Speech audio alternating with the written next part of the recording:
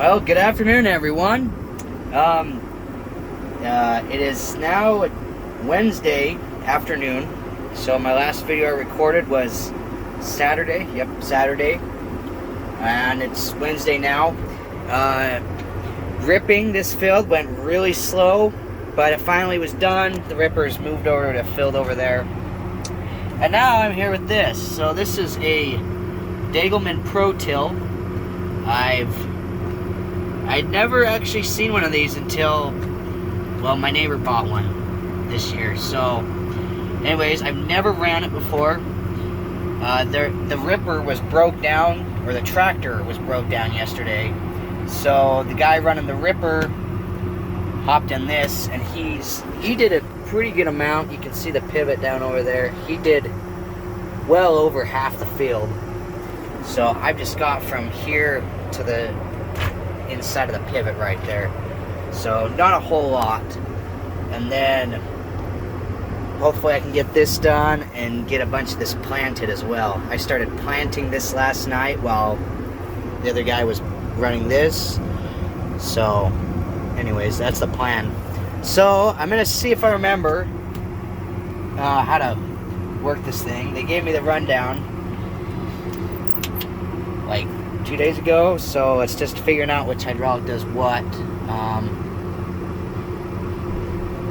Yep, that's right. So you tip it back a little bit.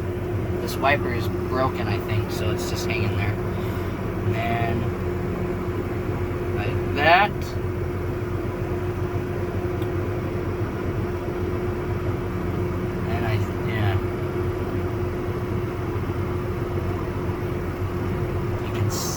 Set that down, and then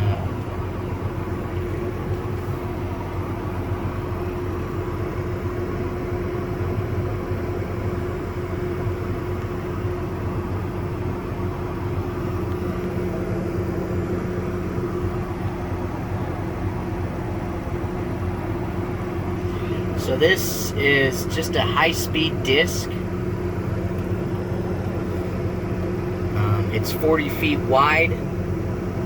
You're supposed to be able to pull it at like 10 plus mile an hour. You can go really fast. I'm not going to be able to go that fast because this is a 370 horse tractor, which is probably too small for this size of a Pro Till.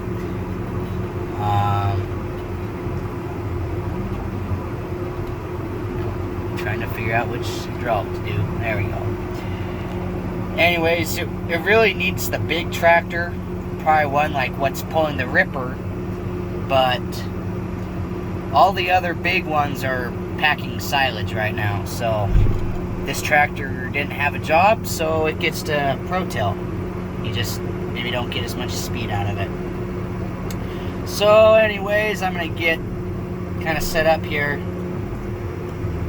and get rolling. Okay, well, I've got rolling here. It's definitely working the tractor pretty hard. I have it set at 8 mile an hour, which it will do, but we're climbing a hill now, so we're losing speed.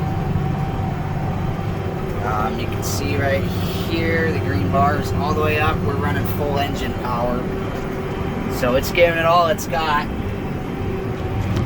Can't really even see the discs, it's dusty.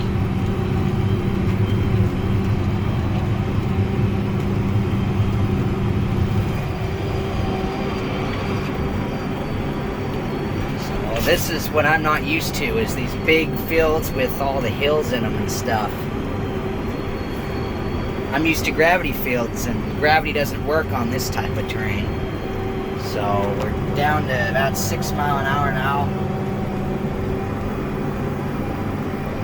But it'll work. We'll be able to get it down eventually. Okay, well, I'm about into the pivot now. This is going a lot faster than I thought it would.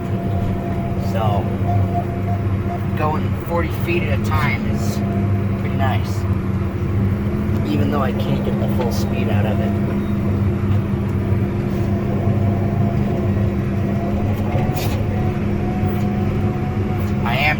every other pass, so I have a couple passes over there to do. We don't want to turn too sharp because when it's up, it's riding not only on these front tires, but there's a roller on the back. And if we turn too sharp with the roller, then it'll start wearing out on the corners. So, anyways, that wiper's kind of annoying.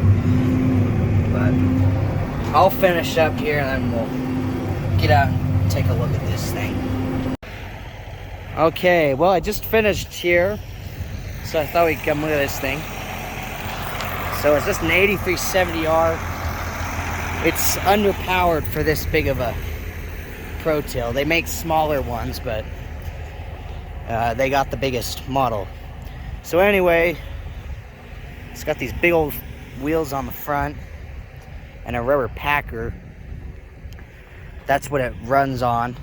So when you lift it up, these discs come up, the packer goes down along with the wheels.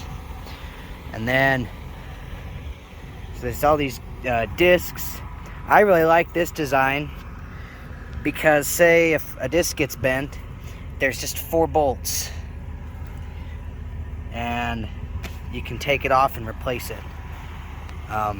Whereas with discs like what we have, our Turbo Till, your discs are in sections of like 10. So if you want to replace one disc, then you've got to take off the whole section. And if the disc you want to replace is in the middle, you have to take the outside ones off. I helped my dad do it once, a couple years ago, and it wasn't very easy. So anyways, I really like this. And then all these discs, since they're all individually mounted, they've got these rubber things in here, and that's your suspension that allows these to kind of bounce up when you hit a rock. So I really like that. It's not just rigid like other discs are.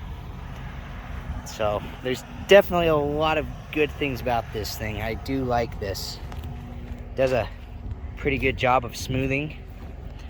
The one thing I don't like is when I was planting yesterday, it's hard to tell what you have and haven't planted because the planter leaves little marks just like this. So does this packer. So it all looks the same. But other than that, it's a really nice disc. So anyways, now I'm gonna fold up, take this back over to the corner over there, and I'll hop in the planter and we'll come get started planting. Okay, just like that, we're planting Triticale. So this is a 30-foot drill, so it's 10 foot narrower than the Pro Till. And you can't drive quite as fast. Well, I go 6 miles an hour the whole time, so the Pro Till is still probably faster. That one you can go up to about 8, but then going up hills and stuff, you're down to like 5, so kind of has more of a range there. But anyhow, this still covers ground pretty fast. So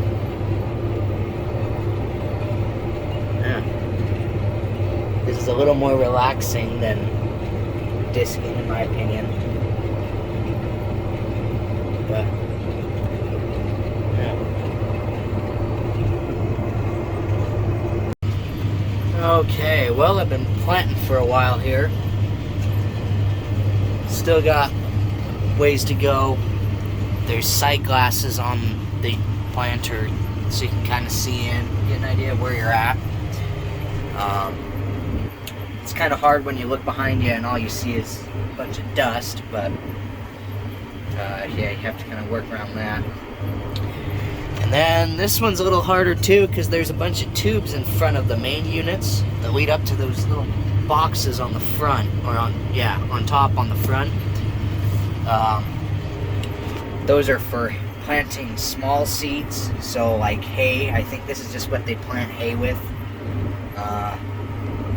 So I don't know if I mentioned it already, this is the same grain drill as what we have on our farm.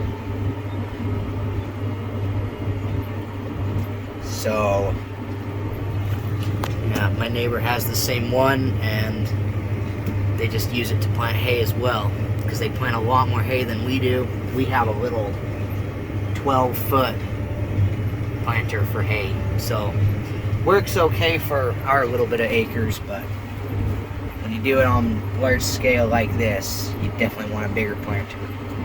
So I'm gonna go around this rock pile here now to the end. Okay, well, I did about a tower on the pivot, and now I'm empty, so I'm gonna run down over there to the corner of the field. There's a seed tender there, and I should have enough left in that to fill this one more time. Then I'll plant that out and call it good for the night. So anyways, and then tomorrow I gotta take the seed tender back. We'll get it reloaded, and then when we bring it back next time, probably should put it over here, because the next field is right there, and then it'd be closer instead of having to drive all the way down around. And I can't drive through the field to it because I've already planted through there. So yeah, we're just gonna do it this way. Okay, I went and filled the planter, and now I'm back to rolling again. I didn't show filling the planter because I can barely see when I fill it, because the tractor lights don't really make it back there. And when you have the lids open, that blocks all the light that does make it there. So it's pretty dark, so I just figure if I can barely see, the camera's not going to pick up anything. So I'll have to show that sometime during the day.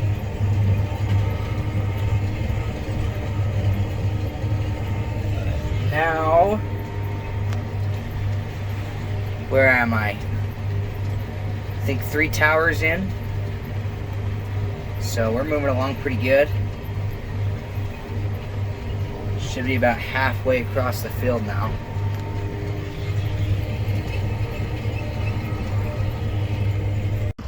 Okay, well, I finished up for the night. Shut the tractor off. The lights will be shutting off here in a minute. Anyways, that's gonna be all for this video. Be back at it again tomorrow. So thanks for watching. We'll see you in the next video.